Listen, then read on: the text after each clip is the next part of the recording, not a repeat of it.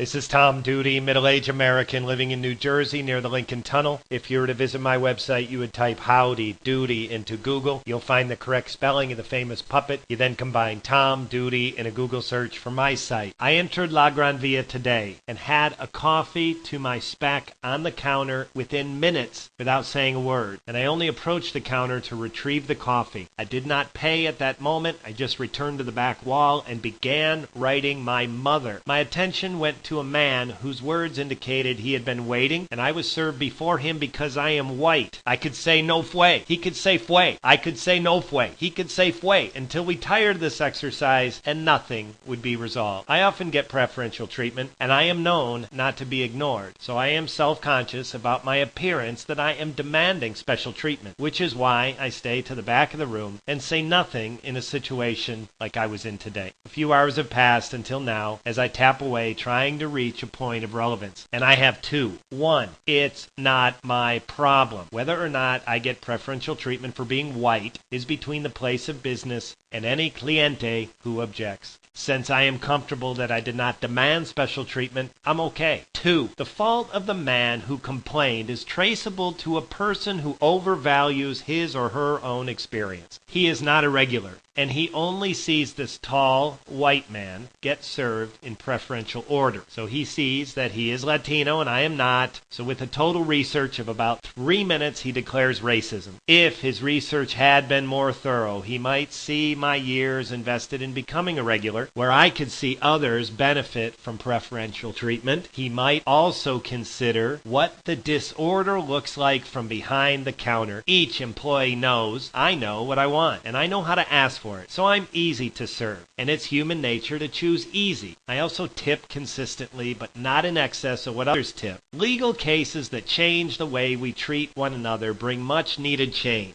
But this man's research to support a claim of racism is far too little to bring needed change. To me, his words are just whining and not a request for change. His choice drags us down rather than launching us higher. Rosa Parks, he's not. This has been Tom Doody, middle-aged American living in New Jersey near the Lincoln Tunnel. If you were to visit my website, you would type Howdy Doody into Google. You'll find the correct spelling of the famous puppet. You then combine Tom Doody in a Google search for my site. Thank you for listening. Have a good day, good evening, or restful night's sleep.